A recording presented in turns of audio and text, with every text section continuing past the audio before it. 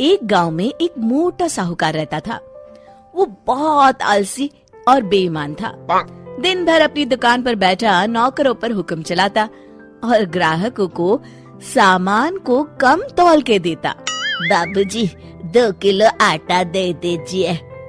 अरे दीनू, जरा इस हरिया के लिए आटा तो तौल दे। जी सरकार। अरे अरे, ये क्या कर रहा है?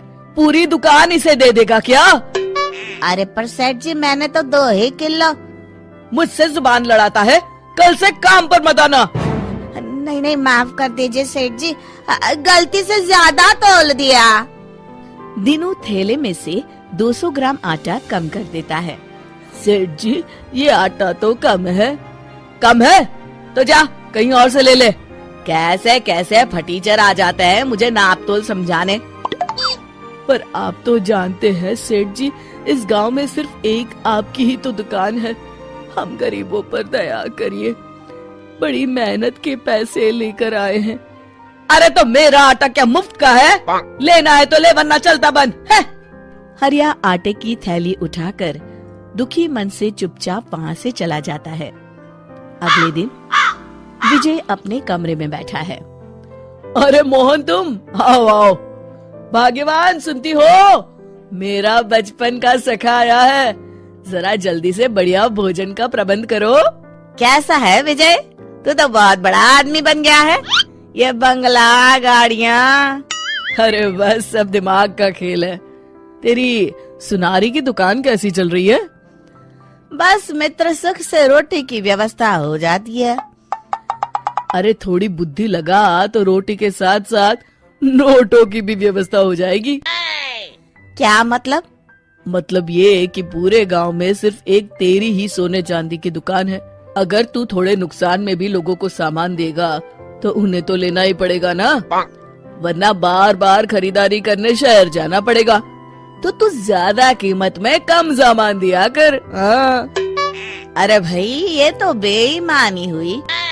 अरे तो तू ईमानदारी से कौन सा कलेक्टर बन गया? हाँ, ये देख, जरा सी बेईमानी ने मेरे घर का नक्शा ही बदल दिया। नहीं नहीं मित्र, ऐसे पैसे तो आ भी जाएंगे तो साथ में बददुआ लेकर आएंगे। किसी की मेहनत की कमाई को मैं ऐसे बेईमानी से नहीं हड़प सकता। तो अपने ईमान की चटनी बना और जिंदगी भर उससे रूखी रोटी खा। ऐसी बात नहीं है मित्र, मेरी मानो तो तुम भी ये सब काम छोड़ दो, वरना एक दिन पछताना पड़ेगा। तभी विजय की पत्नी खाना लेकर आती है। रहने दीजिए भाभी, इस पाप के 56 भोग के आगे मेरी मेहनत की रूखी रोटी ही भली है। मैं चलता हूँ। कुछ दिन बाद विजय के घर इनकम टैक्स की रेड पड़ जाती है। हे भगवान, इन्हें मेरा पता किसने दे दिया? तुमने पिछले 10 सालों से इनकम टैक्स जमा नहीं किया है। तुम्हारी दुकान, जमीन, जायदाद सब जब्त किया जाता है। हाय, मैं तो बर्बाद हो गया। विजय की दुकान और बंगले पर ताला लग जाता है। वो झोपड़ी में रहने पर मजबूर हो जाता है। देखिए जी, ये कुछ गहने हैं, मेरी माँ ने दिए थे और मैंने ना इन्हें बगीचे में छुपा दिए थे। आप इन्हें बेचकर कुछ पैसे ले लीजिए और शहर जाकर कोई नया धंधा कर लीजिए। ठीक है भगवान, कल ही जाता हूँ। विजय अगले दिन मोहन की दुकान पर पहुँचता है। विजय तुम? अरे ये क्या खस्ता हाल बना रखा है मित्र। अरे क्या बताऊं तुमसे, जाने किसकी बुरी नजर लग गई, सब चौपट हो गया।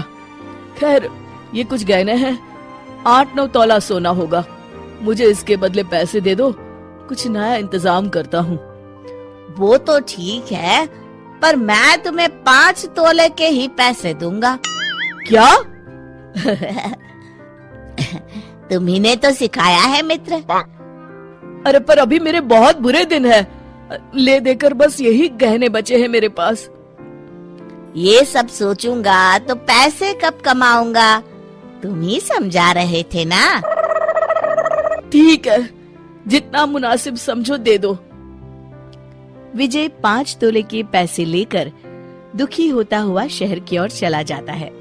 उधर मोहन विजय के घर जाकर उसकी बीवी को बाकी के पैसे देकर पूरी बात बताता है। घर का जरूरी खाने पीने का सामान भी रखवा देता है। भैया, आपका ये उपकार रहेगा।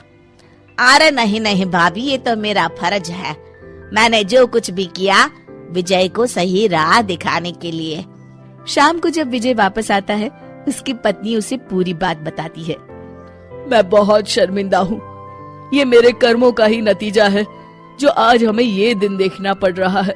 कोई बात नहीं जी, देर आए दुरुस्त आए, जो हुआ सो हुआ। अब नया काम पूरी लगन और ईमानदारी से करिएगा जी।